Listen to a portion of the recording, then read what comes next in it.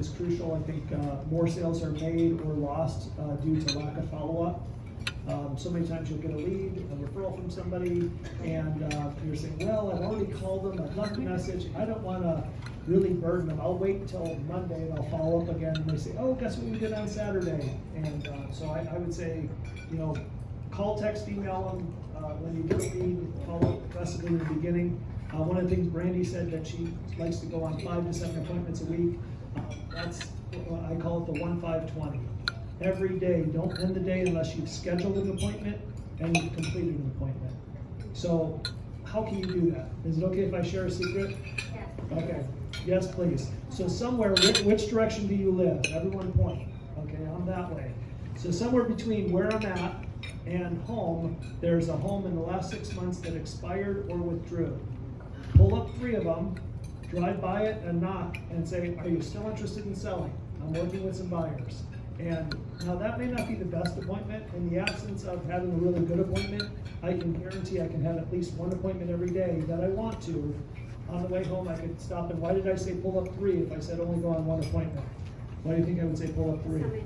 Some may not answer the door, right? So I can guarantee you have an appointment. And if I do 5 a week, how many do I have for the month? 20. So I think the biggest challenge with agents is they don't go on enough appointments. I think we're all skilled enough, talented enough, we have enough sales skills that we can get more business, but we're not going on enough appointments. If you want to have more sales, go on some appointments. I've had some appointments that were very weak, that started out like that, just knocking on the door, and all of a sudden, 2 weeks later, 2 months later, I end up with a listing, a sale, and 2 referrals. The other thing I like to do is I like to ask for referrals at the uptick of a transaction. So at the time that somebody signs a listing, their confidence level with you is the highest it's ever going to be. If I sell it tomorrow with 3 offers, what did I do? I underpriced it.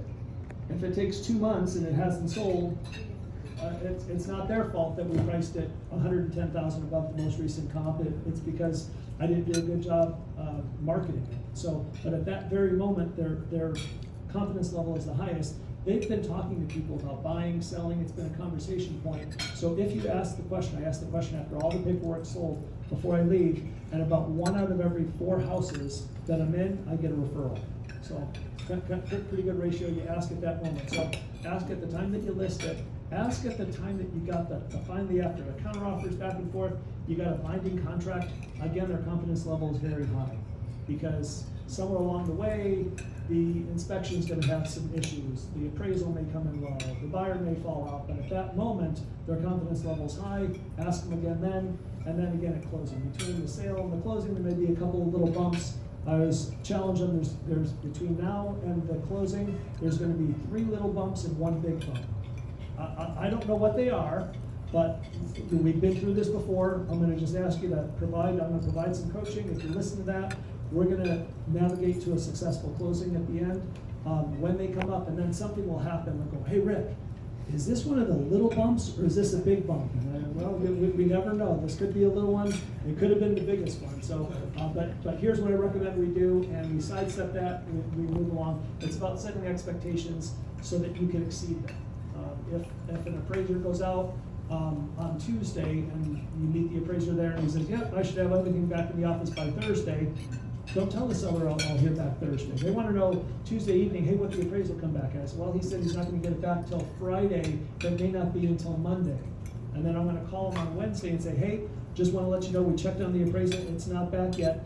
Again, we should know something by the end of the day on Friday or sometime on Monday. If I set that expectation and I'm able to call them then on Thursday, again, it's an uptick and an opportunity to ask for referral. Okay, so what does my team do, or what do we do to generate business? So I'm loving social media right now, and just loving it. It's great. So anything you can do to love on your clients through social media. So I see a client is pregnant. I see a client got a new dog. I see a client got a new car. I see a client's kid is graduating from high school. So I use that as my insight into their life. So I'm going to send them a little gift. I'm going to send them a little card. I'm going to drop something off their house. If I do drop something off their house, I love to ask them, can I take a quick picture with you with this? And I put it on my social media. And so I'm not putting, hey, Jillian just sold Brandy this house. I'm like, hey, Brandy's pregnant. She's not really, guys, don't start rumors. But, hey, Brandy's pregnant. And, you know, hey, and then they'll repost it on their story. Oh, my realtor dropped by. Oh, my realtor dropped by this gift. And it was so funny. Right, hot flashes over here. But it's just a way to like love on people. I am also very, very big about the social network. I have lots and lots of parties, generally do lots and lots of events with clients in different spheres and different circles. And I don't walk around, I mean, everyone in my sphere knows that I'm a realtor, so I don't walk around and I'm like, hey, I'm a realtor. But it just generally comes up as I'm having parties at my house and events and hosting things like that. I love client parties. Those are really, really big for us to get lots of client referrals. I will tell you, even though I love to talk, I know you guys are surprised, I'm not a big like getting on the phone and calling clients, and you should be. So please do what Rick said. Don't do what I do. But I'm more of like a texter, email, Facebook, LinkedIn message, Instagram message. So it's more of like, but that's how I'm contacting my clients. So I am still contacting them. I'm just not necessarily picking up the phone like you should do. So please do that.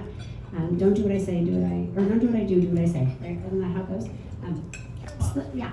So that's a really big one for us to bring in new sources of business. Plus we do, Facebook ads, we do some Google AdWords, things like that. We're always fishing for new business.